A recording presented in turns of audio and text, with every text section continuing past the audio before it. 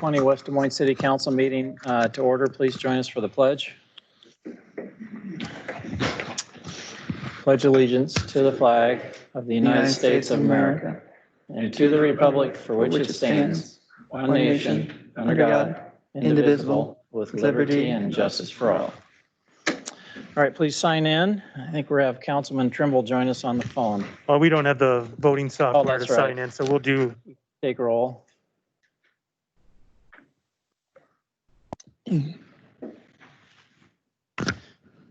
Hardman, Present. Hudson, Present. McKinney. Here. Trevelyan. Here. And Trimble. Here. All right, we have 5 members present. Ryan, any changes to the agenda? There are no changes, Your Honor. Okay, can I get a motion to approve the agenda? Move approval of the agenda as distributed. All in favor, please say aye. Aye. Aye. Any opposed? Any abstentions? All right, the agenda is approved. Maybe before we start item 2, citizens forum, I just want to remind everybody that's on the phone, when we open up public comment under items 6 and 7, 2 things. We'd appreciate if you try to keep your comments to 5 minutes or less, and you'll need to press *6 in order to unmute yourself so everyone can hear you. With that, item 2 is citizens forum, which is the time for anyone in the audience that would like to address the city council on any items that are not part of public hearings, item 6, or new business, item 7. If you please come to the podium and share your name and address.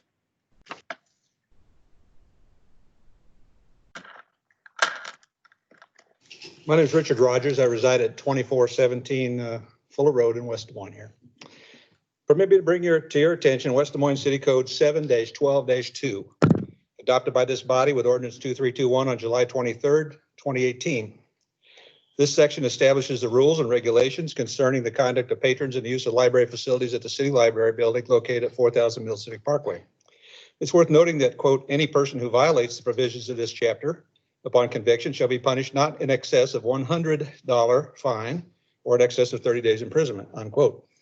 Specifically, I draw your attention to 7-12-2C, subsection 7, which provides that no person shall, quote, possess any firearm, knife, or any device which could be used as a weapon or any other weapon prohibited by city ordinance or state statute, unquote. Iowa Code 724.7, effective January 1st, 2011, provides that a non-professional permit to carry weapons shall be valid throughout the state, quote, except where the possession or carrying of a firearm is prohibited by state or federal law, unquote.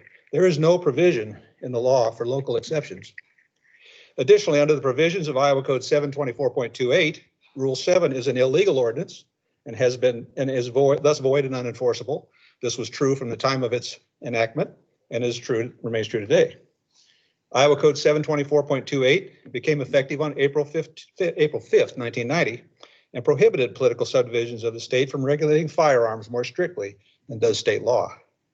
Additionally, an ordinance regulating otherwise lawful ownership, possession, legal transfer, or transportation of firearms more strictly than law is void. Existing on or after April 5th is void, 1990. Furthermore, the Iowa General Assembly this year passed several strengthening amendments to this preemption law. Those changes to the law became effective last Wednesday, July 1st, 2020. Political subdivisions of the state are now specifically prohibited from regulating any weapon in conflict with state law. The relevant section of 724.28 now reads as follows: a political subdivision of the state shall not enact an ordinance, motion, resolution, policy, or amendment regulating the ownership, possession, legal transfer, lawful transportation, modification, registration, or licensing of firearms, firearms attachments, or other weapons when the ownership, possession, transfer, transportation, or modification is otherwise lawful under the laws of this state. An ordinance regulating firearms, firearms attachments, or other weapons in violation of this section existing on or after April 15, 1990 is void. In 2017, before the enactment of this ordinance, the General Assembly amended 724.28 to provide standing to sue for any person adversely affected by such an illegal local rule. Section 3 has been strengthened this year and now says that a person adversely affected may, by such an ordinance, measure, enactment, rule, resolution, motion, or policy, may file suit in the appropriate court for declaratory and injunctive relief for damages and all damages attributable to the violation. The court shall also award the prevailing party in any such lawsuit reasonable attorney fees and court costs. I therefore respectfully request that this council expedite the amendment of City Code 7-12-2 to remove the offending section. I further request that the library manager be directed to remove the offending rule from any place where it is currently posted in public areas of the building or referred to in the library's printed materials and online resources. The General Assembly did this year offer this council and other local bodies an out for this prohibition. For the first time in 30 years, it will be permissible for you to restrict the possession of weapons in your buildings under certain circumstances. But before you may disarm law-abiding citizens, you must take substantial measures to ensure their personal safety. 724.28 is amended by adding the following section. A political subdivision of the state may restrict the carrying, possession, or transportation of firearms or other dangerous weapons into buildings or physical structures located on the property under the political subdivision's control if adequate arrangements are made by the political subdivision to screen persons for firearms or other dangerous weapons, and the political subdivision provides armed security personnel inside the building or physical structure where the restriction is to be in effect. As a taxpayer, I urge you not to go down that road, but it is there. Finally, the posting of no weapons signs and the creation of unenforced restrictions are in no way actual security measures. They affect the behavior of only those who respect and abide by laws. They amount to meaningless virtue signaling and have no effect whatsoever on those who harbor evil intent or are suffering from a mental disorder. The state of Iowa has repeatedly affirmed that this body may not summarily or arbitrarily attempt to restrict the natural and fundamental right to keep and bear arms.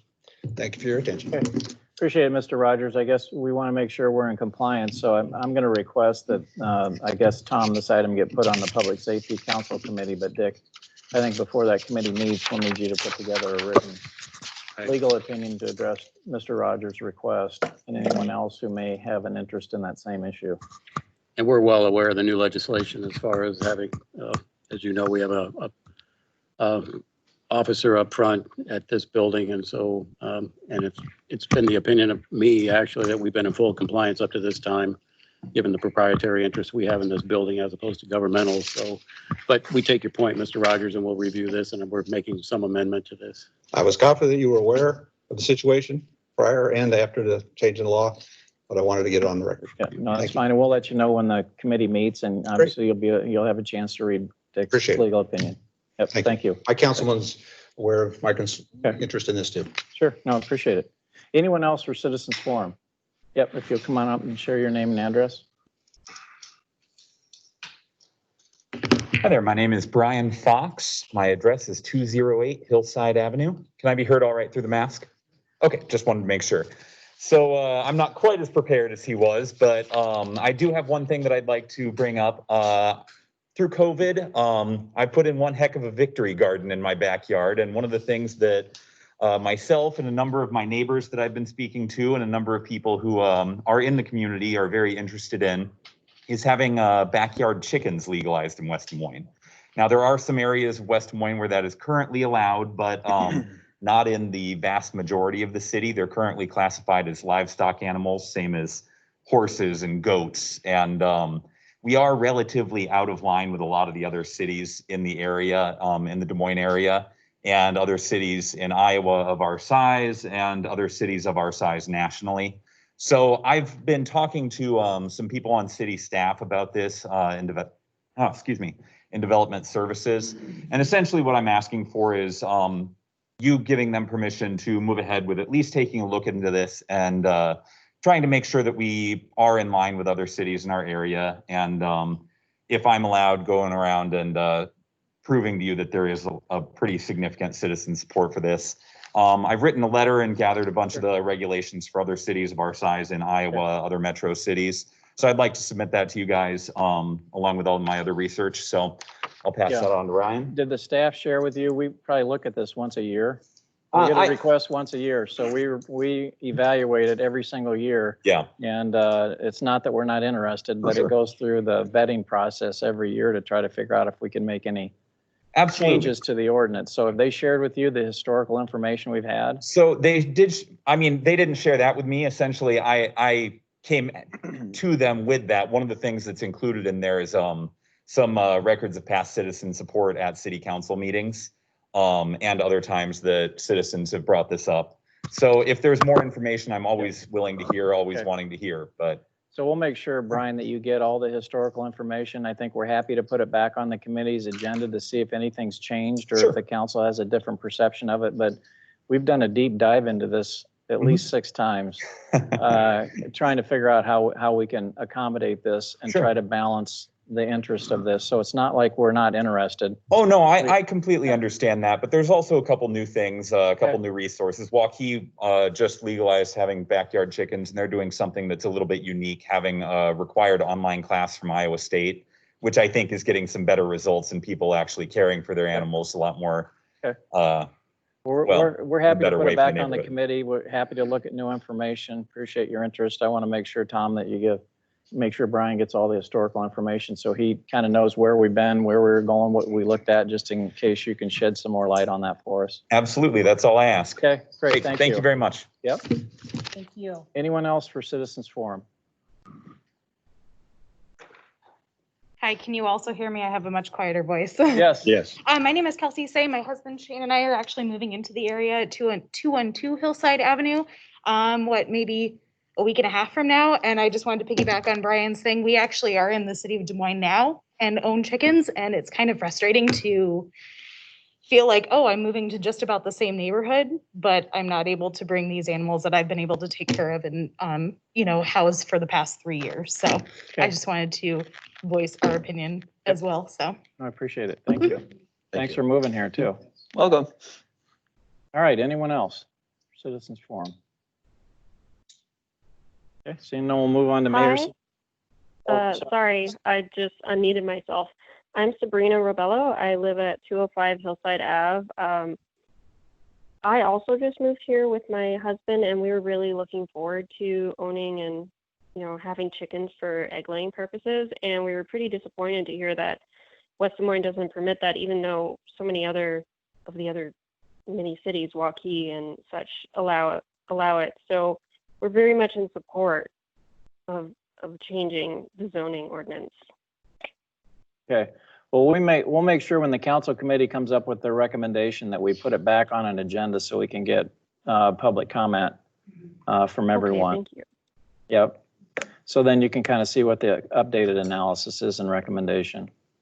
So is there anyone else that's on the line calling in that wants to talk, offer anything during Citizens Forum? All right, we'll move on to item 3, Mayor, City Council, City Manager reports. Matt, start with you. Nothing at this time, Your Honor. All right, Kevin. Nothing at this time, Your Honor. All right, Greg. Nothing at this time, Your Honor. Renee. Your Honor, I would be remiss if I did not at least speak to a concern that was brought to my attention over the weekend. And I know it's controversial, but leaders don't shy away from controversy. They lean into it and see how to address it. And I think I've received at least 20-something complaints about the fireworks over the weekend. So I hate to bring it up, but I would not be fair to constituents out there that had some concerns.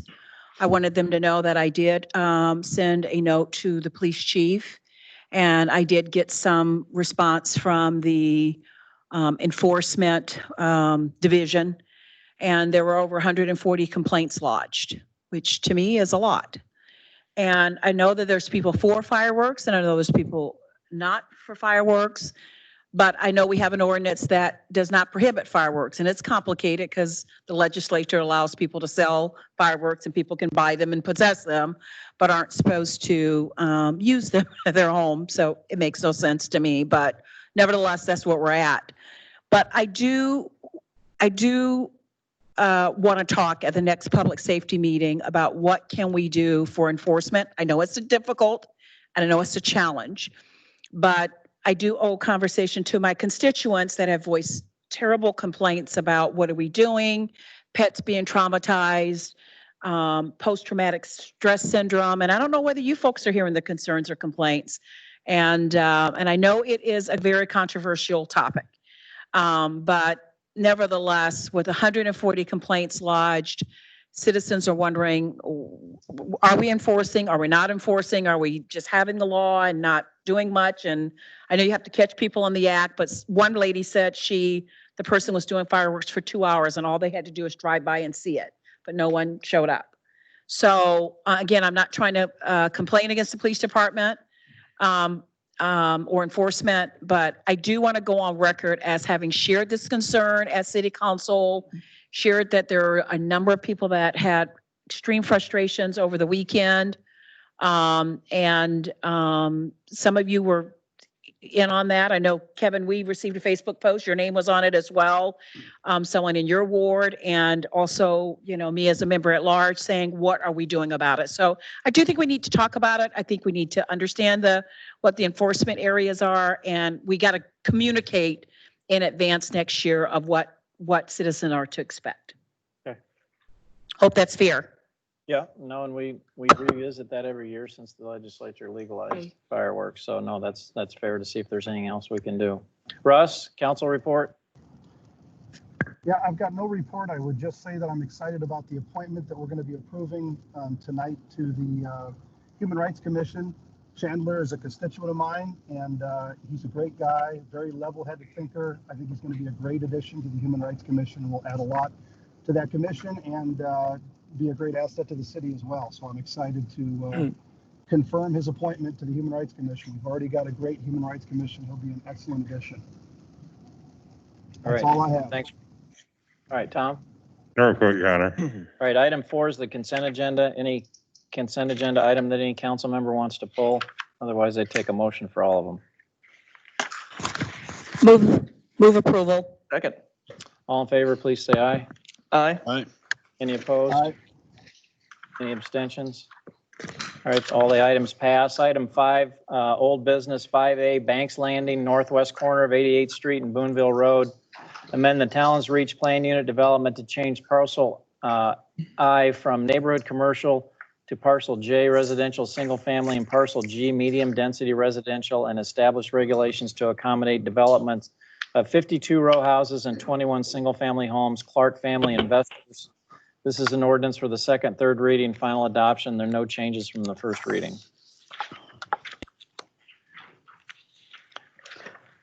Move consideration, second reading. Second. Questions or comments? All right, all in favor, please say aye. Aye. Aye. Any opposed?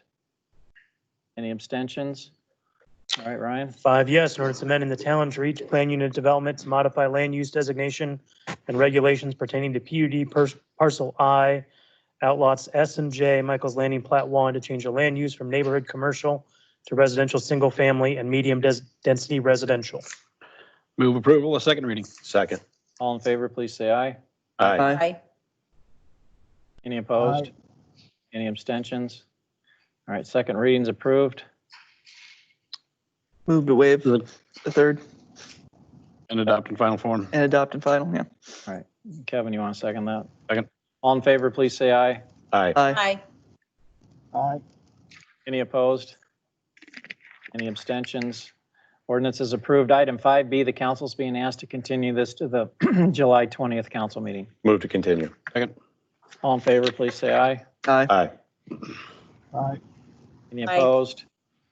Any abstentions? That item's deferred. Item 5C, Mills Landing, southeast corner of South 60th Street, Mills Civic Parkway.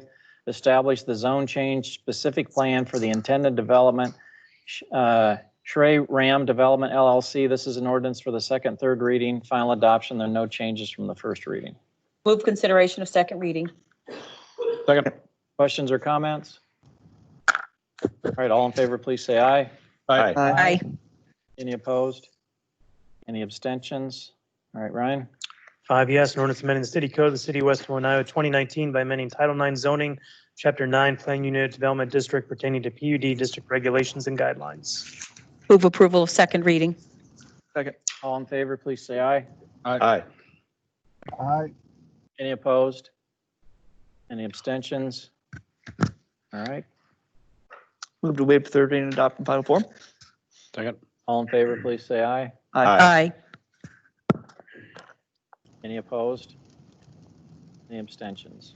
All right, that's approved. Item 5D, Linwell Hy-Vee 2010, 2020, 300 Grand Avenue, establish the Linwell Hy-Vee Plan Unit Development, Herd Indianola LLC. This also is an ordinance for the second, third reading, final adoption. There are no changes from the first reading. Move consideration, second reading. Second. Questions or comments?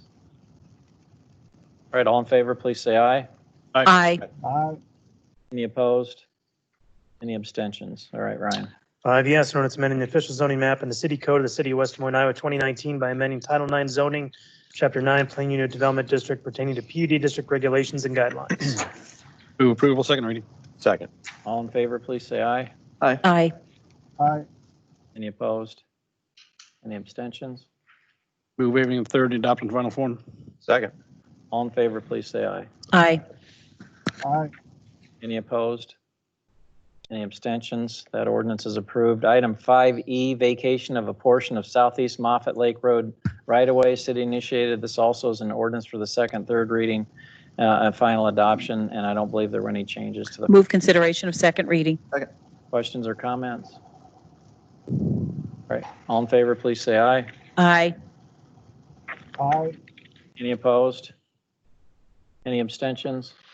All right, that our ordinance is approved as well. Item 6, public hearings. So What? that was just the first motion. Yeah. Oh, was it? Consideration. Yeah. All right. 5 sorry. yes, an ordinance of the city of West Des I'm Moines, jumping Iowa, ahead of you, Ryan. vacating Move as approval. public right of way a portion of Moffett Lake Road.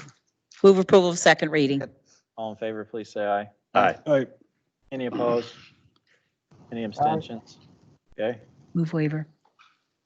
Move to waive the third reading and Fine. adopt in final form. Second. all right, all in favor, please say aye. Aye. Aye. Any opposed? Aye. Any abstentions? All right, that item passes. Sorry. Item 6, public hearing 6A, the council's being asked to defer that item to the July 20th council meeting. Move deferral. Second. All in favor, please say aye. Aye. Aye. Aye. Aye. Any opposed? Any abstentions? That item's deferred. Item 6B, this is the time and place for a public hearing to consider the Economic Development Digital Enterprise Urban Renewal Area, initiated by the city of West Des Moines. Ryan, would you please read the date notice was published? June 26, 2020 in the Des Moines Register. Have you received any written comments? None, Your Honor. All right, now would be the time for anyone, well, I want to take first people present in the council chambers, and then I'll ask anyone on the, who's on the phone that wants to address the council on the urban renewal plan itself. All right, no one in the chambers. Is there anyone on the phone that wants to share any comments with the council on the urban renewal plan itself? All right, here no one, I'll declare the public hearing closed. This is a resolution to approve the urban renewal plan amendment. Move approval. Mayor, just as a point, I want to make clear, after conferring with legal on item 6B, C, and F, I'm going to be refraining from any deliberations on the item and abstaining from the vote due to a potential conflict of interest. Okay, and I'll ask for abstentions just so you can make it clear, Matt. Yeah. All right, so Kevin moved. Is there a second? Second. Second. Any questions or comments on 6B from the council? All right, all in favor, please say aye. Aye. Aye. Aye. Any opposed? All right, abstentions? Yes. Yeah, okay. That item passes. Item 6C, this is the time and place for a public hearing to consider conduit network license agreement for Project initiated by Google Fiber, Inc. Ryan, would you please read the date the notice was published? July 1st, 2020 in the Des Moines Register. Have you received any written comments? None, Your Honor. All right, now would be, first I'll take anybody that's physically present in the council chambers. Is there anyone here who wants to address the council on the conduit network license agreement? All right, no one in the chambers. Is there anyone on the phone that wants to address the council on the license agreement itself? Sir, this is Oscar Bodie. I provided email and apologize for my, if I'm saying the wrong item, it would be this one and the following item as it related to the fiber agreement that would otherwise potentially negatively impact a much more impactful program to the tune of a few $100 million for the city of West Des Moines. So we provided the reasoning in that written email that covers this and the following point. So I ask for your guidance if this is the appropriate time or the next item, but we did create an objection of what value, much greater value that could be attained by West Des Moines if a process for the RFP of more of a inclusive smart city solution that would include fiber and the entire infrastructure was to be done, as many other cities are doing across the U.S. Yep. And we appreciate Mr. Bodie. This would be the right item. And we actually have, as a part of the record tonight, your extensive email that you sent today. Are there other comments that you want to make in addition to your email? Because that will be part of the council record. The only thing that I would making as a request is to potentially consider a tabling where this then could be actually considered as an RFP that could generate, as I said, 2 to 3, maybe $400 million worth of value for the city. And then unlike what's being proposed here, that all of the infrastructure would be retained by the city. So that's my direct ask. Okay. Is there anyone else that wants, as a part of the public hearing, is there anyone else that wants to address the council on the license agreement? All right, hearing no one else, I'll declare the public hearing closed. I guess, Jamie, you, I know you had a chance with Dave Lyons and some other to take a look at Mr. Bodie's email. Is there anything that you'd like to share with the council in response? Mayor, thank you. Jamie Letzring, Deputy City Manager. Regarding Mr. Bodie's email and his proposal, I'll probably defer to Dave Lyons, our consultant on this, regarding the legal aspect that Mr. Bodie's proposal outlines is really outside of the guidelines, the confines of what we're permitted by Iowa code to do. And Okay. I'll kind of let you talk about that just a little bit. Thank you, Dave. First, I'd like Mr. Bodie to understand that we did look at third-party monetization of infrastructure. In fact, we have several pilots underway with the city where we're looking at the most appropriate way to monetize city assets. I guess the 3 most important points for Mr. Bodie would be that the action that you're taking tonight does not foreclose opportunities for more public-private collaborations on this project or on future projects. So a lot of the technology that investors that underlie Mr. Bodie's company are really experts in smart city systems, which may be, in fact, some of the uses that you are looking at in the future. The second is that this is not a full smart city agenda package that you're looking at. We are not at the point of creating a global approach to smart city systems. This is really about creating an open network access to achieve universal and equitable coverage and access and to share costs. We will, in fact, I think, once the platform starts to move forward, look at how we do tie in things like security, public safety, autonomous vehicles into a broadband and IoT network. And we would certainly appreciate any information or ideas that Mr. Bodie and his company would have. Again, this does not forestall being able to work with outside vendors on third-party activities. But if, Mr. Bodie, you are interested in following up on information for us to consider, we need you to take a careful look at 3 things. The first is the specific limitations on the regulation of right-of-way and public assets contained in the Iowa Code, particularly in the last 4 years. There are significant restrictions on what a city can and can't do and how it can or cannot monetize its public assets and its right-of-way. It is vastly different than a lot of the other states you would be familiar with across the country. Second, we do have models that we have looked at, but we have clearly decided under both the spirit and the intent of Iowa law that we are not in a position to create models which compete for products and services with the private sector, nor create the appearance of competing with the private sector. We are significantly interested in infrastructure and are probably less interested in products other states might be looking at that monetize actual products and services and choose which vendors would provide those. Even though I understand your vision and those of your venture capital investors is more toward an open system, which is certainly the same as ours. And last, we would want to, on a fiscal side, we would need to be able to analyze the cost of capital basis for municipal versus venture capital investor financing. Obviously, one of the things that is extremely important in infrastructure is the cost of the overall capital model and capital stack. We have not found a set of private sector investors who are interested in taking the full set of risk the city does with its financing for universal coverage and for equitable access.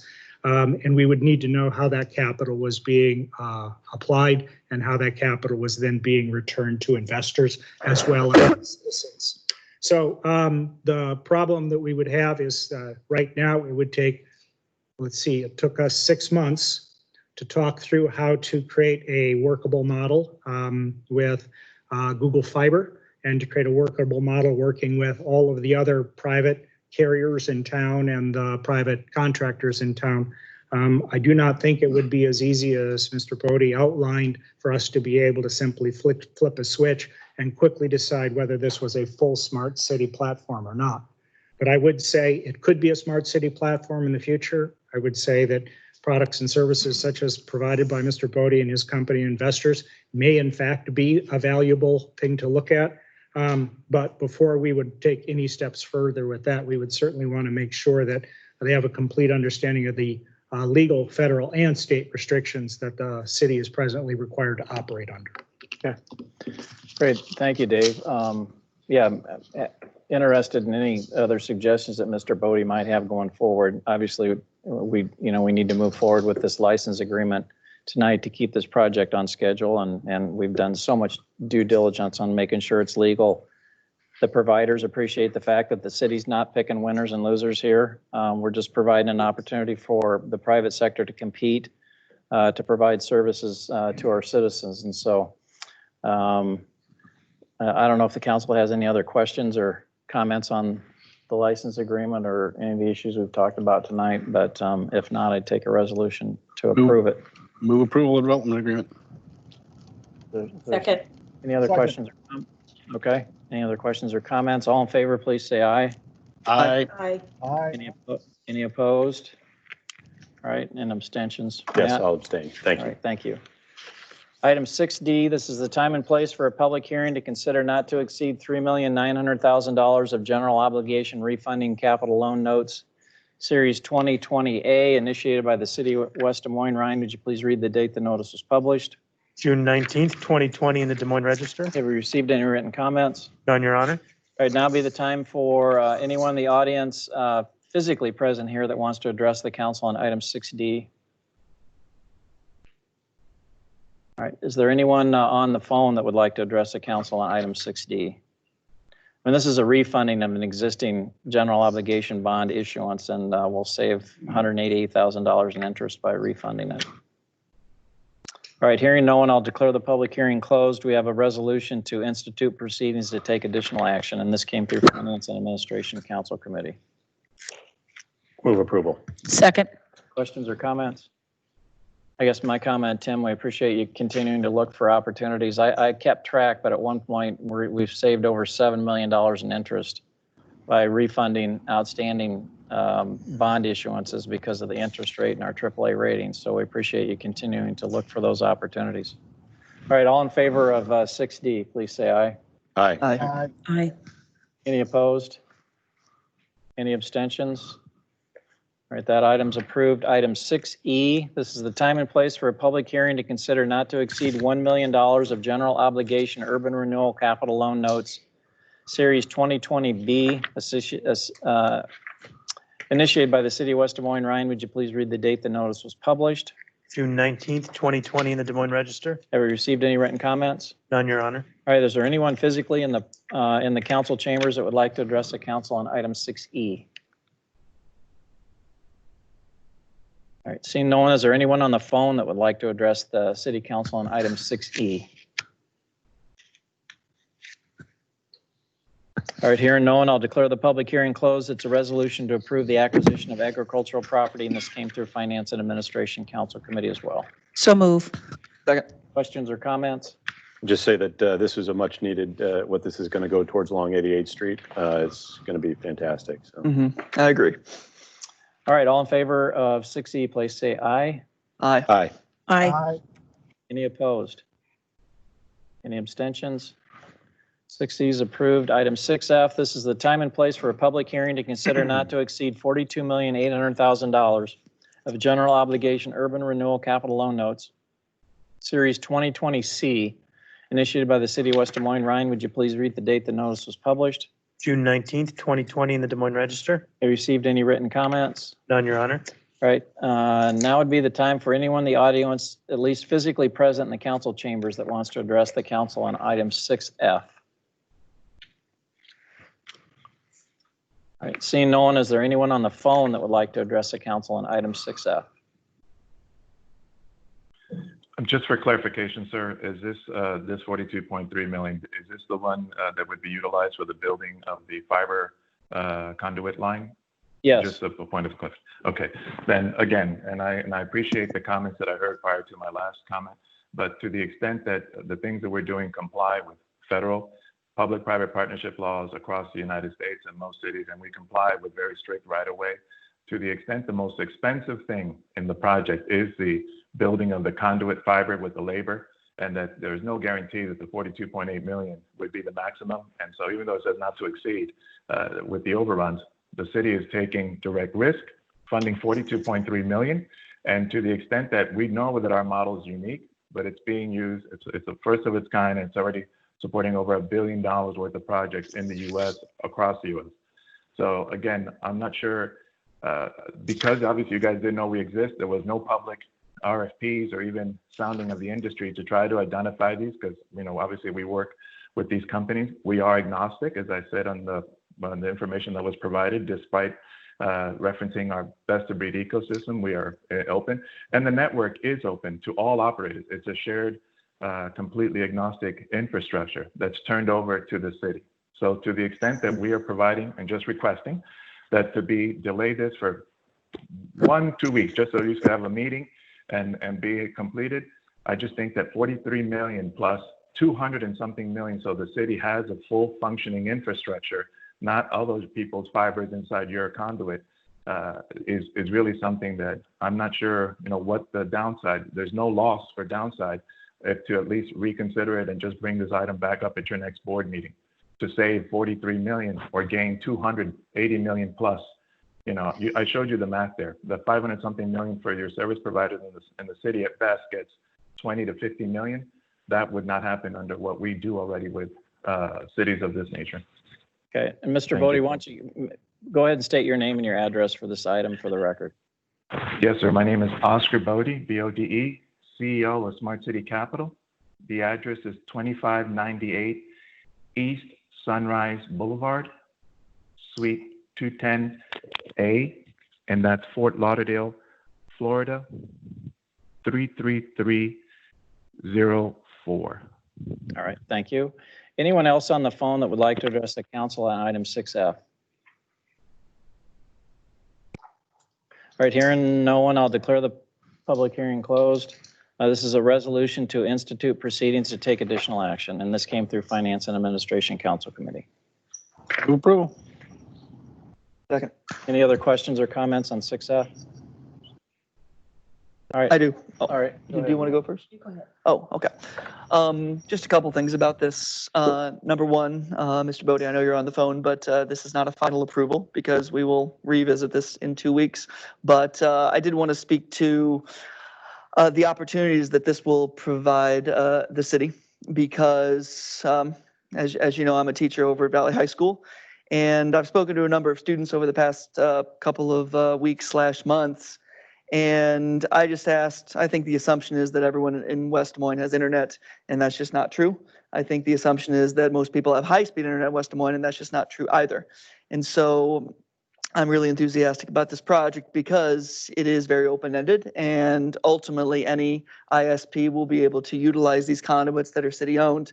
However, what I see happening in the future is, depending on what the new normal is, considering COVID, if online learning, which may be a direction that the school districts of Central Iowa take in the coming months and years, continues, this is a first step to providing our community citizens with access. And ultimately, it's an issue of not just access, but it's an issue of equity. It's an issue of education. It's an issue of business. Catherine Harrington's in the audience. How are you doing today? And it's something that businesses want in the community, and it's something that really affords our city an opportunity to be a leader.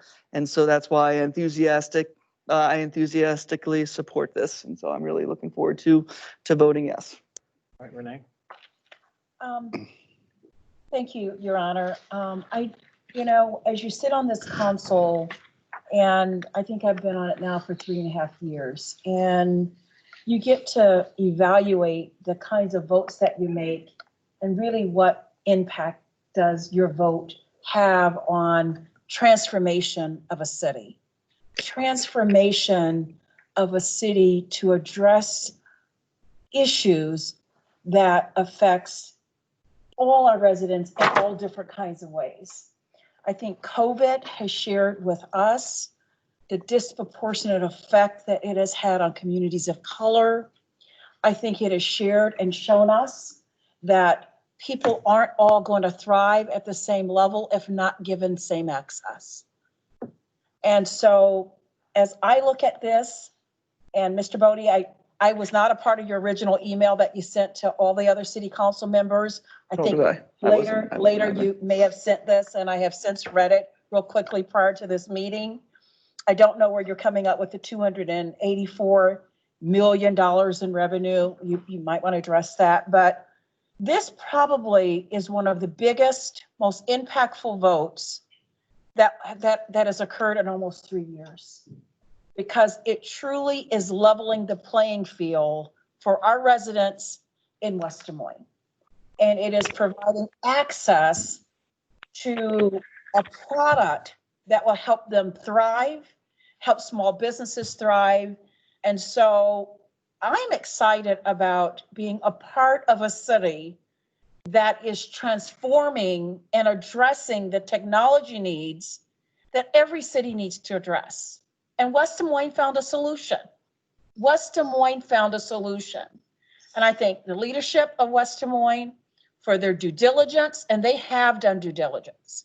And I thank Mr. Lyons for all the extraordinary work that he has done to guide us in this process. So as I sit on this seat, when you vote, you're going to make some people unhappy and you're going to make some happy. And when I vote, I look at what's in the best interest of this city. What is in the best interest of this city? And I believe that we are going to embark upon a process that will make our citizens proud and will allow access where it needs to be and where it has been laxing for so long. And to be a part of something that helps both the school districts and small business and average everyday citizens like we are, it is a day of celebration. It is a day of celebration of what this particular vote will do for West Des Moines. That's where I stand today. Well, and we've said it numerous times. I mean, we had a consultant and we did our West Des Moines 2036 plan in 2016, and we had representation from the business community, from the education community, from our citizens. And we heard loud and clear that this was a huge demand. And it's great for us to be able to, first of all, most government doesn't have strategic plans. We do, and we're actually delivering on what was one of the top 2 goals that was set out in that strategic plan. We're never in this to make money. We want to level the playing field and make the opportunities available. And that's clearly what we're going to do. We know the competition is going to go up. We know the costs are going to go down. The speed's going to go up. I mean, I think I saw a stat that only 18 cities in the United States have 1 gig service. There's over 19,000 cities in the United States, and there's only 18 that have this capacity. And we're fortunate that that a company like Google Fiber reached out and said, we want to be part of your solution. And I know we're going to have a lot of other companies because they've shared with us. It's been really expensive to get our capital and our conduit into some areas of your city because the revenue doesn't justify our capital investment. Well, now the infrastructure is going to be there and they're going to be able to serve those folks in our community. And we're working diligently to try to figure out how economically to make it available for every single person in our city to have access to this. And so, you know, I think we're one of a few cities in the whole United States that's figured this out at this point. And I think we're proud of the fact that we're willing to step up and spend this kind of investment for a return that we know is going to be multiple times more than this for our community. And so, again, we don't want to get in business. We don't want to compete, and we don't necessarily need to make money on this. We just want to make it available. And this is a creative solution, and we have world-class people involved in this. And again, as Russ likes to say, I agree. This is a major game changer for this community. And does Russ have a comment? Sorry. Okay. Are we I allowed to was- comment? I'm not sure. Are we allowed to comment or no? I'm not Yes. Yeah. Just share your name and your address, please. sure. This is the same person, Oscar Bodie, the council person that asked for if I would address the concern. I first of all, I fully agree that it is an item and a moment to celebrate. All we're saying is that, that nobody in our consortium, and they're very big companies, right? Whether it be Nokia or AT&T or GE, Jacobs, nobody was aware of what was happening here. So we're very happy that's happening. And the other component is over 70% of the projects or the clients that we serve is actually focused on the underserved and rural areas, because that's how I grew up in an underserved area. So the problem is most people can't pay $79, which again, the 280 million is just a simple math of what Google referenced they're going to be charging. You have 60,000 homes. If they take 50% or even 30% penetration rate, which means 30% of the addressable homes actually take on this service at $79 a month, as they referenced, that's $280 million. If it's 50% or 15,000 of your 60,000 homes, it's 500 plus. And so that's where the top line grows. And so the way that we put the model together, and again, the prices we charge are below that for the 1 gig. Plus, we actually do this portfolio where the poorest part of the community is actually able to get it at no cost under some federal programs that we also have, and then what we put together in the model. So we believe that is the most important. We know it transformed because we're being called everywhere because of COVID and because the underserved don't have it. But bringing connectivity to a home that can't afford $79 is not the full answer. And then being able to do it, and the reason why we put it, we're not in to make the money, right? You're going to have service providers, Google and others are going to make a lot of money on what they do, and that's fine. That's the way it should be. Our mission is just to bring together the funding, the solution providers, so then we can do a portfolio approach of being able to subsidize part of the people that can't afford it, to bring together the 5 or 6 use cases where the revenue of those other use cases subsidize significant portions of the project that can't be either paid for by a citizen or is not monetizable. So because it also includes safety and security, telemedicine, et cetera. So that's all we're proposing here.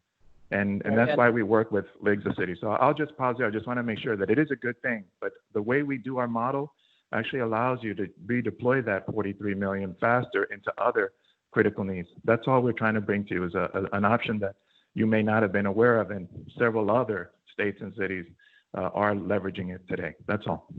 No, we appreciate it. We want to continue the conversations because there could be other opportunities. And so we don't want to foreclose those conversations going forward on those kind of opportunities. Other final comments on 6F before I ask for a vote? I would like to. Okay. A couple things, if you don't mind. Need your name and your address, please. I'm Todd Van Epps with, I live at 6950 Stagecoach Drive, and I'm with Arion Communications as well. A couple of things, maybe they can be answered, maybe they cannot. In the package that is going to be deployed, is this going to be infrastructure only as far as conduit, or is it going to have fiber in it as well? Just as I understand, it's just conduit. Okay, so we conduit. So the company will be responsible for placing all their own fiber and splicing and everything else. Okay. Yes. The next question I have is if you decide to deploy, if you serve one in your duct bank, are you required to serve all of the addresses then? No. And I think I read 36,000. So you can pick and choose where you would like to use the duct bank. Yes.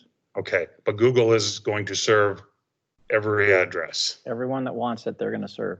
Everyone that wants it, they're Yes. going to serve. Okay. And I think my last question is, we talk about, the new normal or whatever, and you mentioned, lacking or whatever it may be. Are we going to ensure that those are going to be the first people signed up? We're working on the phasing plan right now. Okay, thank you. But I think the key for us is we're going to build out the whole city in 2.5 years. Okay. So we're going to do this very quickly, as fast as we can. But right now we're working on a phasing plan of where areas we're going to go first. I think 7 phases, Jamie? Correct. Yeah, so we're gonna have 7 phases over 2.5 years. We haven't finalized the phasing plan yet, but that's being put together as a part of the bid package and the project. Because obviously I would like to make sure I protect my portion of the business as well. And we've invested a lot of dollars in West Des Moines. We've been in town or in the area for 35 years. Yeah. So I just want to make sure we're taking care of our portion of it well. Thank you. Yeah, no, and we appreciate Ariane. I know a number of years ago, we asked why we weren't getting more investment, and Ariane suggested that our right-of-way ordinances weren't very good, so we changed them, and we did a $25 million announcement of Ariane's investment in the same room as a part of that. So we recognize the value of the company that you represent and Thank what you. they've done in our community. Thank you. Yeah, there's some other obligations, obviously, if anybody knows where Iowa Network Services in years gone by. And I think there's some bylaws that kind of hurt us in the residential side of it. So different things to work through, but thank you. But if there's other Congratulations. areas of West Des Moines with this conduit that Ariane wants to lease, we'd love for you to do that. Appreciate that. Yeah, Thank you. thank you. All right. Thanks, everybody. All right, final comments for 6F. I was just going to say, and a lot has already been said. I think a lot of the council and the mayor covered what my feelings are. Yes, you're right, Mayor. I believe this is an absolute game changer. You know, we've got game changers in the quality of life, working on parks and rec projects. We've got the Recplex going. We've got the boathouse going. We've got the amphitheater going. Those are game changers when it comes to the quality of life, parks and rec amenities. This is a technological game changer, and this is something that our citizens have been asking for. As you said, they identified this is a high need in the 2036 plan. We've been working on it for a number of years, and you know, we just came through, or are still going through, a lot with this COVID-19, and we look at what happened with COVID-19, and you know, I think there were hundreds of kids in the West Des Moines Community School District that were without high-speed internet. Either they couldn't afford it or didn't have access to it, and that was a big deal. And under this, they will have accessibility to high-speed broadband, and it will be made affordable. We're working on that portion of it, I know, as we speak. You know, and if you look at what happened to our businesses, our Main Street businesses, our bricks and mortar businesses, that look at the businesses on Valley Junction, for example, I think they're seeing how important connectivity is now, how important it is to have an online presence and be able to conduct business online if something like a pandemic or any other issue comes up like this that forces the business to have to physically close its doors. It can flip the switch and it can conduct e-commerce. And I think this is a huge deal for our businesses. It's a huge deal for our residents and for our school children. And it is a game changer. And I really look forward to voting yes on this. I really appreciate the partnership that we have with Google. And I look forward to this coming to fruition and people having access to high-speed broadband, no matter how much money is in their wallet or where they're located in the city. So I look forward to voting yes in a few moments here. Thank you. So Ryan, I've lost track. We have a motion and a second on F. Yes, we do. All right, all in favor of 6F, please say aye. Aye. Aye. Any opposed? Match or abstention? Abstention for a Okay. conflict of interest. All right, thank you. All right, that item passes as well. Item 6.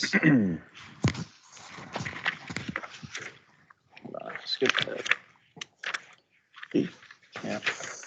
6G, this is the time and place for a public hearing to consider the Ashworth Road reconstruction initiated by the city of West Des Moines. Ryan, would you please read the date the notice was published?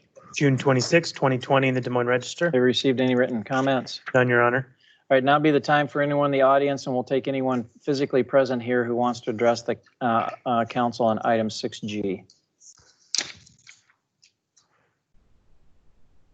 All right, seeing no one, is there anyone on the phone that would like to address the council on item 6G? All right, hearing no one, I'll declare the public hearing closed.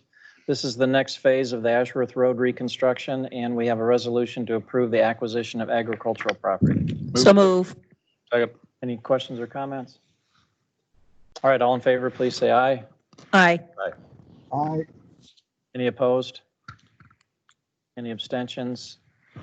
All right, item 6G is approved. 6H, this is the time and place for a public hearing to consider the fiber conduit interconnect light purple route initiated by the city of West Des Moines. Ryan, would you please read the date the notice was published?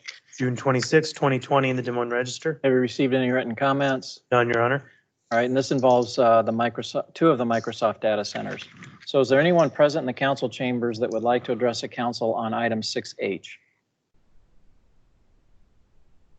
All right, seeing no one, is there anyone on the phone that would like to address the council on item 6H? All right, hearing no one, I'll declare the public hearing closed. We have 2 resolutions and a motion which we can take together, and this came through the Public Services Council Committee. Move approval of both resolutions and the motion. Second. Questions or comments? All right, all in favor, please say aye. Aye. Any opposed? Any abstentions? Those items are approved. Item 7, new business 7A, Willow Creek Villas Plat 1, north of Southeast Willow Creek Drive on west side of Veterans Parkway 1. Approval of final plat for single-family development and acceptance of public improvements, Jerry's Homes LLC. It's a resolution to approve and release the final plat and acceptance of the public improvements, and there are no outstanding issues. Move approval. Second. Questions or comments? All right, all in favor, please say aye. Aye. Aye. Aye. Any opposed? Any abstentions? All right, the resolution passes. 7B, plat of survey parcel 2018-36, northern terminus of Linwell Place, create parcel for the vacation of right-of-way and transfer of ownership. City initiated, it's a resolution to approve and release the plat of survey, and there are no outstanding issues. Move approval. Second. Questions or comments? All in favor, please say aye. Aye. Aye. Aye. Any opposed? Any abstentions? Resolution's approved. 7C, lots 3 and 4, Allstate Industrial Plat of Survey 1690 and 1730 Allstate Court.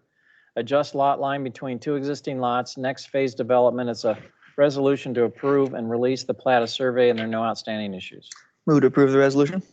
Second. Questions or comments? All right, all in favor, please say aye. Aye. Aye. Any opposed? Any abstentions? Resolution's approved. Item 8, receive, file, and/or refer the West Des Moines Waterworks audit of 2019. Item 9, other matters. Maybe before we start on the Human Rights Commission strategic plan, are there any other matters that any council member wants to raise tonight? Okay, seeing none, we will now entertain Human Rights Commission strategic plan presentation.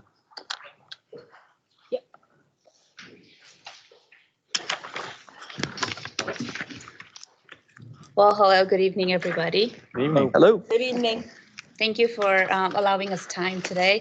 I don't know where our presentations are going to be currently here, and you guys Don't probably worry. have your own screens. I'm unfamiliar, so pardon me. So we are here tonight to share with you who we are, what we've been up to, and how we plan to advance West Des Moines' diversity, equity, and inclusion initiatives. We want to today wrap up our session with a good dialogue with all of you on where we can help the city council and the city move our community's diversity, equity, and inclusion efforts forward. We have an amazing group of very accomplished and passionate individuals in our commission, and I would love for each one of them to take just a few minutes, 1 minute or less, to introduce themselves here in a minute. Before we do that, I would like to share with you our mission that we have painstakingly taken time to craft in the last year or so. So I think you can see it on the screen. Our mission is that West Des Moines Human Rights Commission influences and advocates for community and government systems to ensure an inclusive, equitable, and thriving community.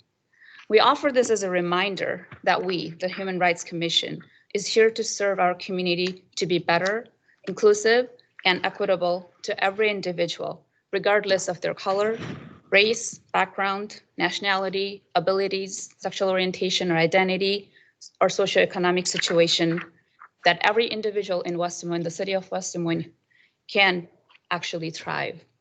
We are here as volunteers and hopefully share the same passion as many of you to make West Des Moines a place where everyone would love to live, work, and play. Now I'd like to take a minute, like I said, to introduce ourselves. I'll start with me. My name is Sanjita Pradhan. I have been honored to be chairing this commission for the last two years or so. My pronouns are she, her, and hers, and I'm an ally. In my day job, I work at the Greater Des Moines Partnership as a program director of talent development, where I lead both internal and external inclusion diversity initiatives. I'm also a certified diversity professional. I'm also proudly like to identify myself as a first-generation immigrant. I came to this country 13 years ago, directly to West Des Moines, and I've been a proud West Des Moiner since then. Before joining the partnership, I worked at the Iowa Department of Human Rights at the state level, leading the Commission of Asian and Pacific Islander Affairs. I also had the amazing honor and opportunity to serve at the federal level, where I was appointed by President Barack Obama to be on the Federal Commission for Asian Americans and Pacific Islanders.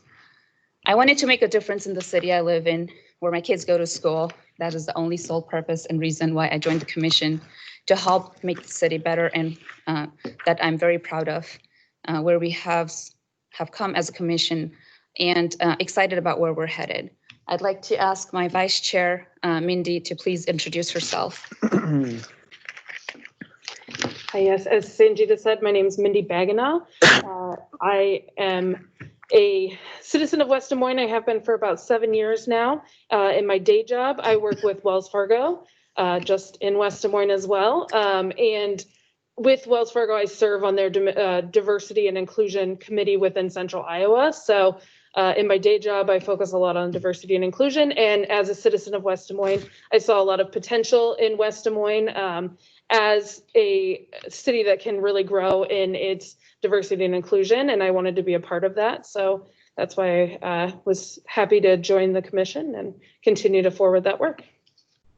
Thank you. I do see one of our other commissioners, Heather Schott, is here too. So I'd like her to introduce herself. And then Lonnie, I see you. You can please queue up. Good evening. I'm Heather Schott. I have been a resident of West Des Moines for 23 years as of this month. Excited to be part of this commission. My day job right now focuses on actuarial science, governance of that, but I just came off of a 5-year stint with Principal Downtown leading their diversity and inclusion initiatives. As being an out individual who is gender nonconforming, I think I offer a different viewpoint, and I'm excited to participate in this council and drive some change. So happy to be here, and I'll turn it over to Lonnie. Awesome.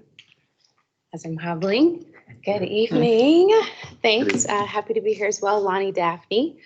And this is my 3rd year on the commission. Also West Des Moines resident. Have 2 amazing young men that have graduated from West Des Moines Community Schools.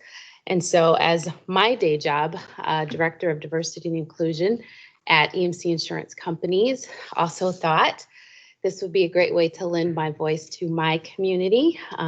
So serving on the commission, and then last November, recently elected to the West Des Moines School Board. So doing a little double duty. And then thank you for the task force, so helping Chief Scott as well with your pledge. So super excited to be involved in this work, and obviously making impact is important. And I know as a committed resident and as this leadership group, we definitely can work together to make some sustainable change in West Des Moines. So thanks for the opportunity. Thank you. Thank you very much. I do know Mr. Milton Cole and Dr. Rich Salas are on the phone. Milton, do you want to unmute yourself and just introduce yourself briefly?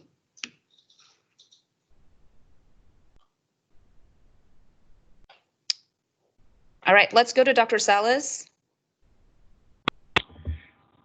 Good evening, everyone, council members and Mayor Gehr and everyone present. My name is Rich Salas. I am honored to work with my fellow human rights commissioners and continue, as our mission states, to influence and advocate for community and government systems to ensure an inclusive, equitable, and thriving community for all of our members in West Des Moines.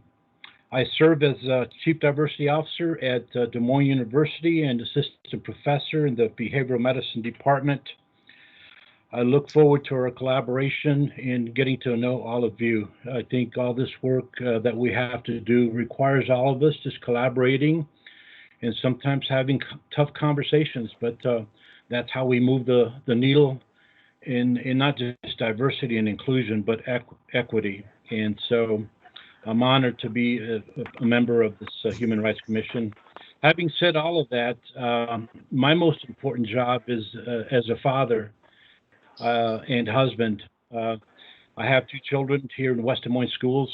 Well, let me correct myself. He's at Iowa State now. My son is at Iowa State, and my daughter will be going to Valley. So the work that we do is for our children and making sure that they have a good place to live and respected and really value diversity, equity, and inclusion. Thank you so much for all the work that you do.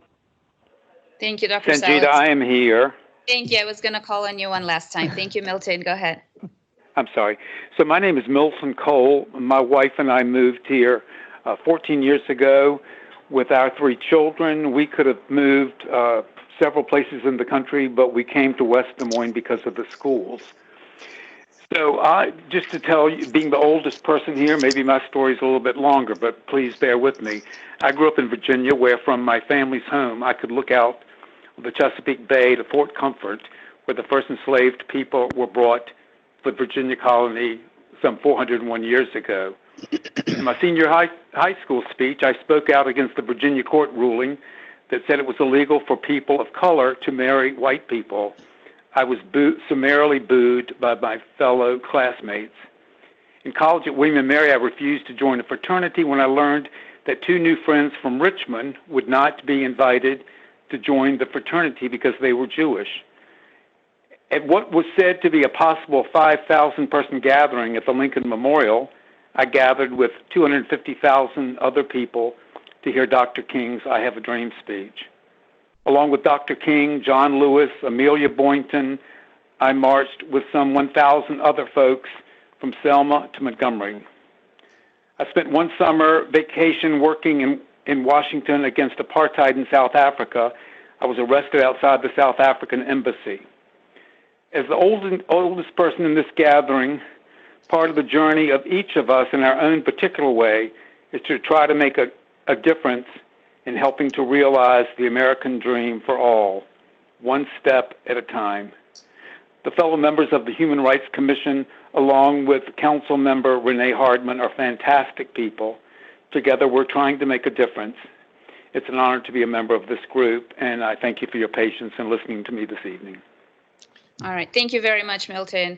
I also want to take a minute to recognize our city staff and council liaison who we have worked alongside in this journey and will be important collaborators in our work, obviously. Councilwoman Renee Hartman has been an amazing council liaison. Laura Rivelas, I don't see her in the room, but she's been a rock. She's been great to work with alongside in the last couple of years. And Tom Hedden, city manager, has attended many of our meetings in late evenings and sat there and listened and learned and supported. So thank you. So I would like to now take a few minutes in the next slide to talk to you a little bit about how we got here. There were 3 key themes as we spent the last year or so discussing on how our commission can make an impact, and we focused on honing in these 3 items of educating, engaging, and connecting. Our work must start with conversations, maybe like this one, to educate on who we are. With a powerhouse of professionals, as you have noticed and witnessed, who do diversity and inclusion work every day in their professional lives, we also have the ability to bring education or to be a resource for our city staff and public at large on a variety of diversity and inclusion topics. We understand that engaging with our community at large, and specifically those who are vulnerable and underrepresented, is extremely important for us to be able to move ahead, to make sure that we understand our community better, their issues, their challenges, and how to leverage their strengths to truly enable them to be thriving and contributing citizens. So we plan to engage with the community through both formal and informal events. We will build upon our existing relationships with a wide variety of multicultural communities that we already have. We'd love for you to join us in the journey and help become the connection of our experience. So trust is really a key word right here, and that's something that we may not have right away, but that's something that we want to work towards and gaining from our citizens. Next slide, please. While our work may not always be visible, we have been meeting very regularly for the last 2 years or so. And in late 2018 and early 2019, we had a number of these new commissions join us. We all agreed that we needed to spend some time in understanding our role in developing a plan to guide our work. We did not want to be a token commission who would just come and meet and chat and would wonder what did we get accomplished. We all have busy lives, and we all joined this commission with one single agenda and a shared goal of helping our city become better. We spent a good number of meetings discussing and brainstorming, and finally, late last year, we completed our strategic planning session. We're excited about this plan that we are here to share with you today, and hope that you will join us in this excitement and journey, as we know for sure that we're just a volunteer commission, and to fully take advantage of the work, we must work hand in hand with our city leadership and city staff.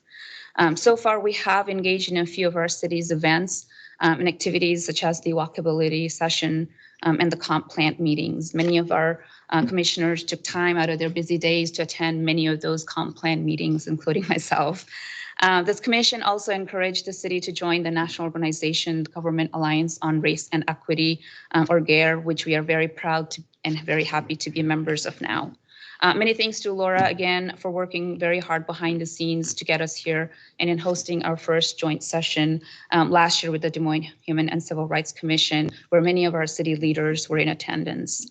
We also, for the very first time in the history of our city, we hosted an MLK Day event, despite the crazy storm that we had. Many of you, we know, braved the situation and came out there. But we would like to, and we intend to continue these celebrations in the future years. So I'd like to ask our Vice Chair, Mindy, to now talk a little bit about our future plans in the next 3 years. Thank you. All right. So as you kind of can guess, COVID put a little bit of a change to some of the plans that we had, but our strategic plan is set up in a way that I think we still have a very strong path forward and a lot of different opportunities that we can take. You can see in our slides, we've got a lot of things detailed. I won't read all of them in detail for you, but kind of our big focuses are those building relationships, community and city awareness and training, and then building trust. So like Sanchita said, trust has become kind of a really big thing for us. We know that in order to make real change and to be really sustainable, we need the trust of the community and the trust of the city to know that we're here and we're here to help. Obviously, the focus of building relationships kind of is our first main step. This is one of our first steps in that is to introduce ourselves to you, start to build that understanding. However, we know that these are going to be ongoing relationships. We want to make sure that you know who we are, we know who you are, and you know that we're here as a resource. Like Sanjita said, we have a lot of commissioners with a lot of different background and a lot of different skill sets that can be used as a resource to help the city continue with these D&I drives. All right. We have also started to work through with some of the city staff through their core team on some of their problems that they might be facing, and with some of their plans on how we can help with that and how we can help kind of drive those. So really, we're here to help them figure out where there might be gaps and help kind of place those in, like Sanjita said as well. Laura has been really great kind of connecting us with people to make sure that we can get that moved forward. We do have a few projects that we're currently working on and that still can proceed through COVID. Specifically, we've been working on a community calendar. So not just here's a date in the calendar that matches to something, but how can we work with different city groups, the schools, with the library, things like that, to develop that calendar into a working model. And even with COVID, there are opportunities to continue that learning and that partnership. We also have some proposed training opportunities that we've worked with Laura on and that we've started. The first one being that GARE connection that we had with the Des Moines Human Rights Commission as well.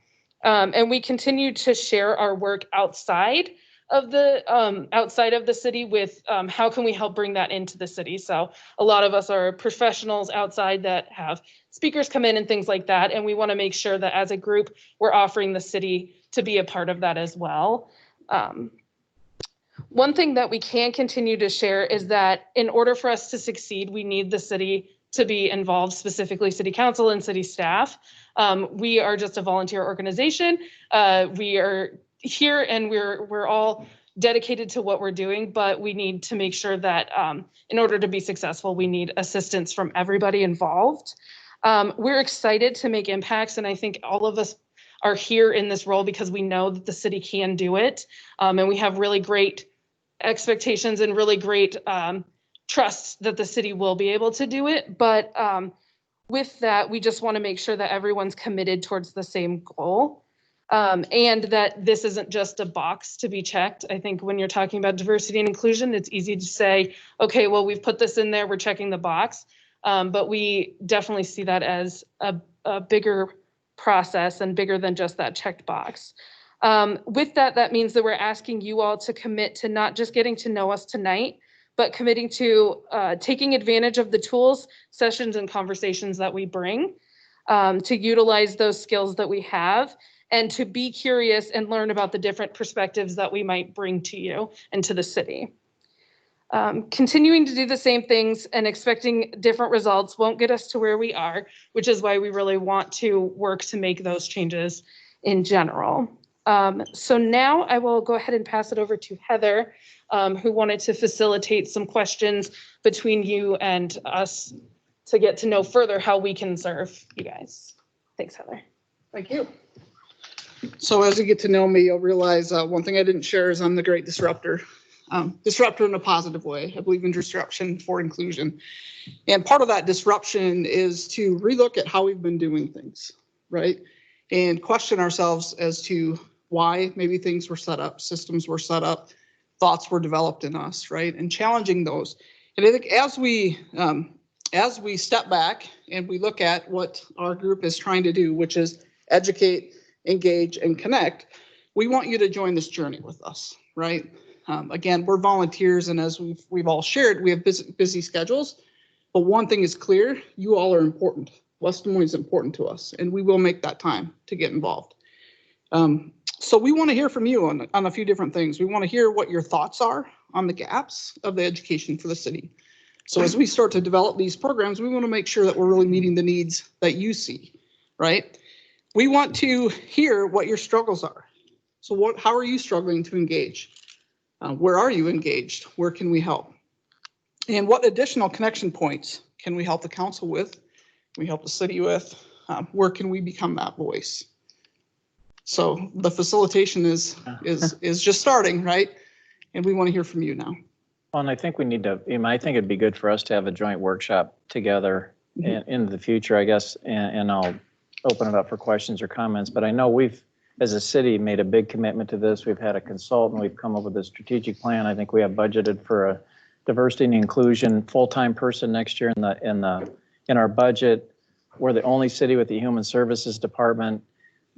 I would put up your group with your background against anybody in any state or nationally on your talent set and your passion. We wouldn't have appointed you if we didn't want to make changes and we weren't engaged with you. I think we look to you guys as being, kind of the experts to help us understand what additional steps we should be taking. I think with this new person that we're going to hire next year, we're going to have a full-time person here in addition to the resources you already have. We want everyone to say this is a community that no matter who you are, you can go there and you can have a high quality life. You're treated with respect and you have an opportunity to succeed. You just heard a little bit on the whole internet thing tonight too.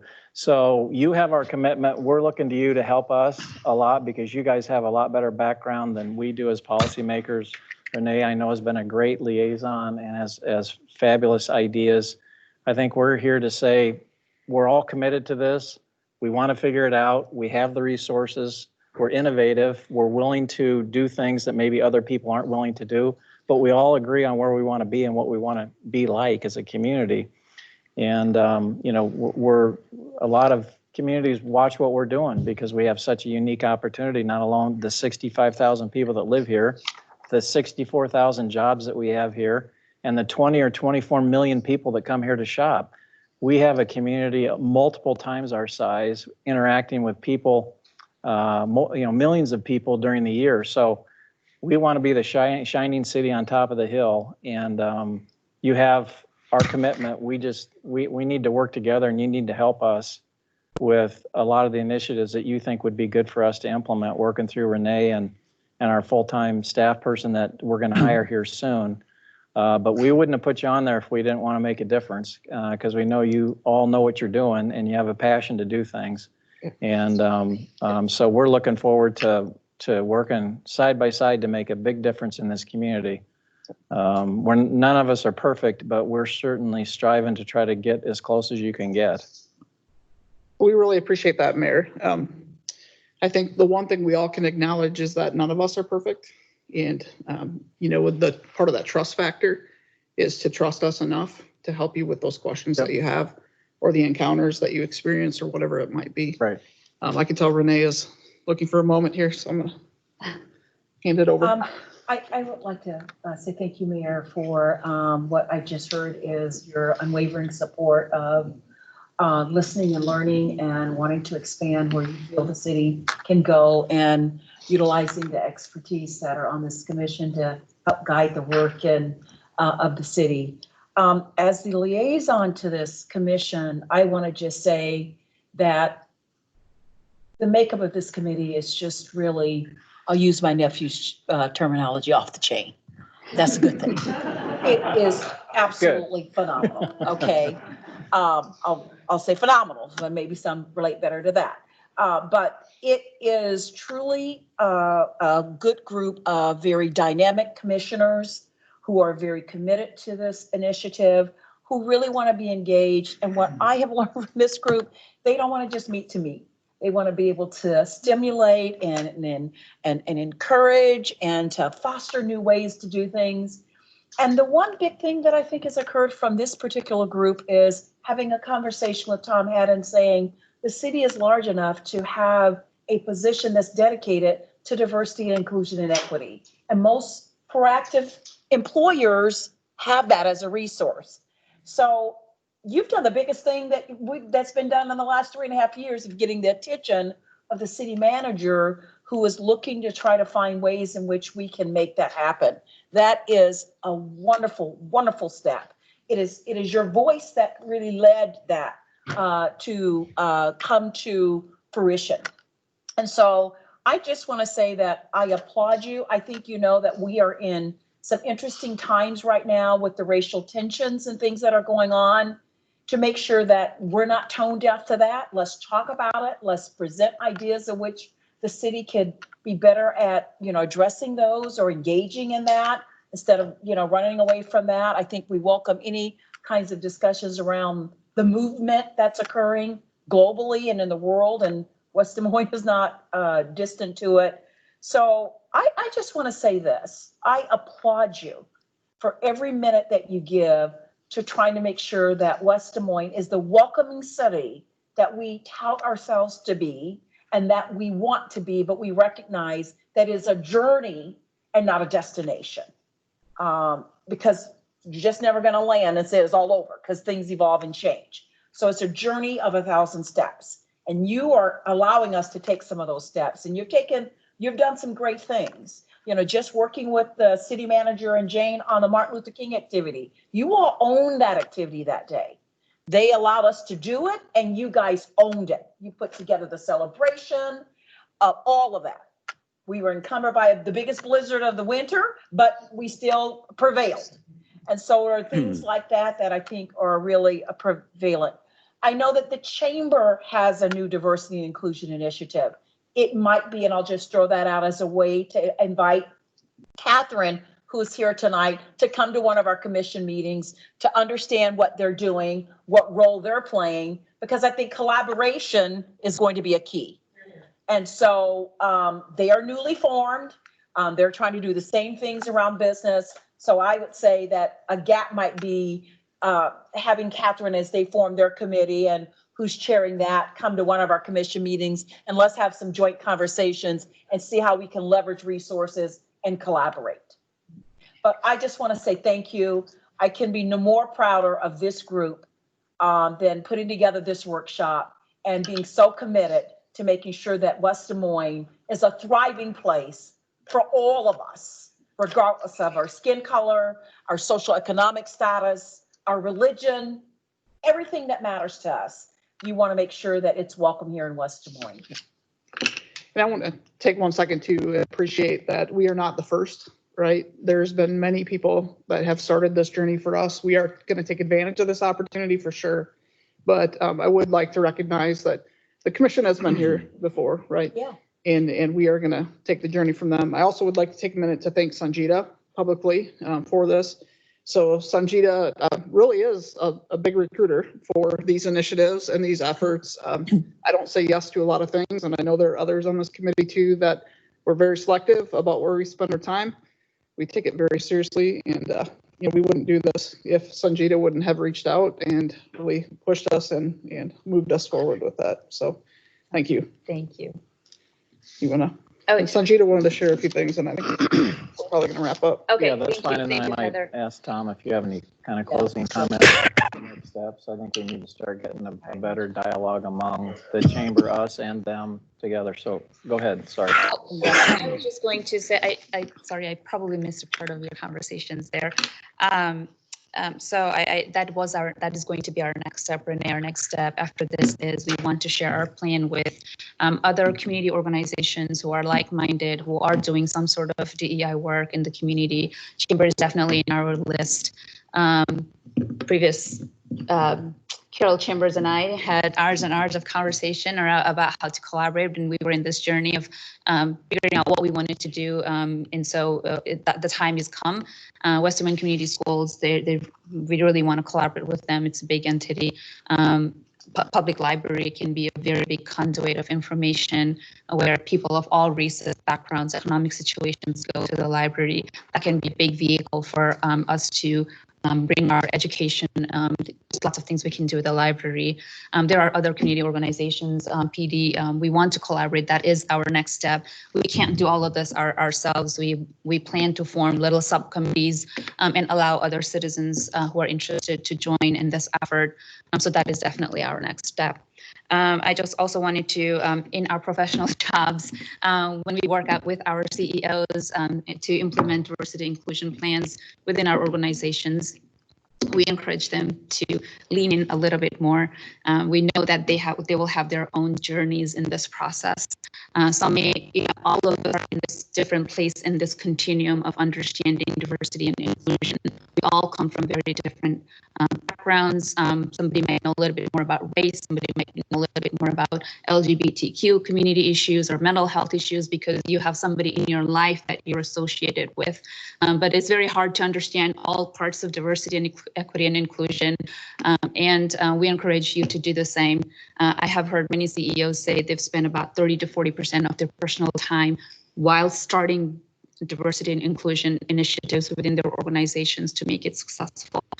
We tout and we preach and we hone in the fact that leadership commitment is key. We have seen a lot of that with all of you so far, especially with Tom. We also know our very dear own mess up his title, but Jim Barrett, once he started coming to many of these equity conversations, he has its own transformation. I told him he should write a book about it. Please tell him that. So those are some of my parting words as we close here, that I request all of you to do the same.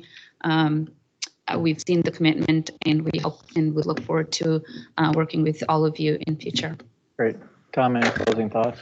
Yeah, it's been great working with the Human Rights Commission. And just to give a little background, we have been, as Renee keeps reminding me, we have been taking this journey for a while now, except now we're putting a foot on the gas and we're accelerating so we can get there faster, even though it's still a long way to go.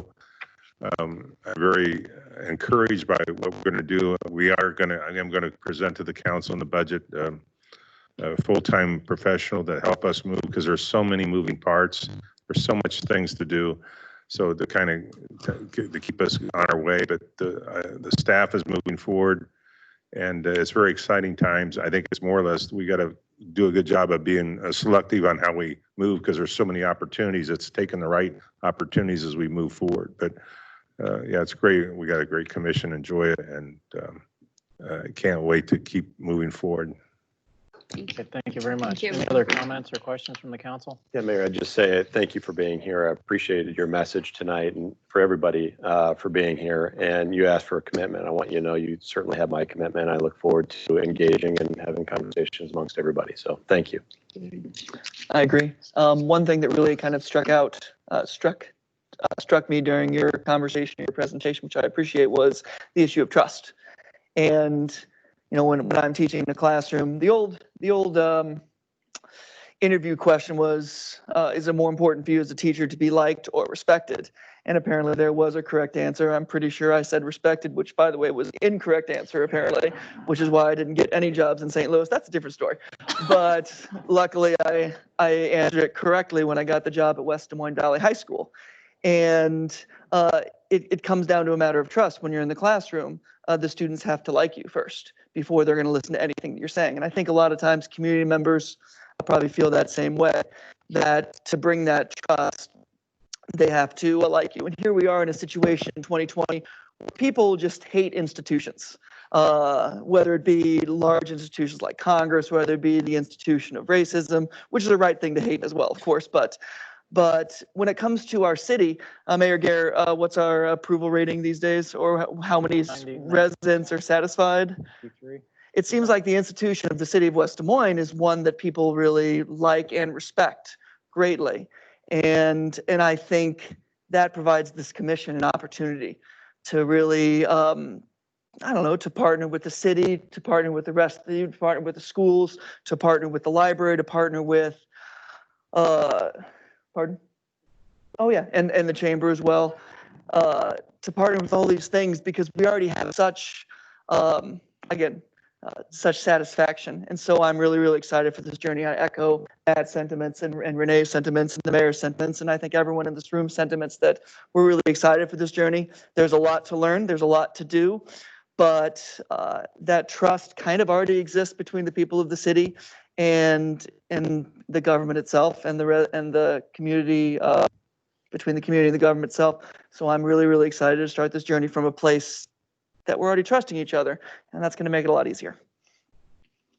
Yeah, and that's really how if you look at how Valley Junction started with the railroad, we were a very diverse community back in the late 1800s, early 1900s. I remember growing up as a kid, and there was a lot of diversity in West Des Moines because we started with the railroad and the people that came here to work. So I think this community started out with neighbors and friends that they loved, and no one was of the same nationality or anything. So I think we had a good start. But I think what you're hearing here is we want to do the right thing for the right reasons, and we want everyone to know what the culture is of our city. Again, we may have some mistakes now and then, but we want everyone to know they're trying to do the right thing. They're striving hard, and everyone work together instead of fighting each other. Absolutely. I know I said it was my last comment, but maybe this is my last comment. I mean, the cities that will win in the 21st century are cities who are going to be able to tap into the potential of every type of human being, right? Whether you're LGBT or you have special abilities, or you are a first generation immigrant or what have you. There is that opportunity through this work, that if we haven't reached out to certain of these members of our cities, that we can reach out to them and use their full human potential to make our city even more better. And we all know that diversity of thoughts and ideas and backgrounds brings, better innovation and drive, which we all want for our city. Yeah. So that will be my last comment. Great. Thank you. Thank you very much. Thank you. Appreciate Thank it. you all.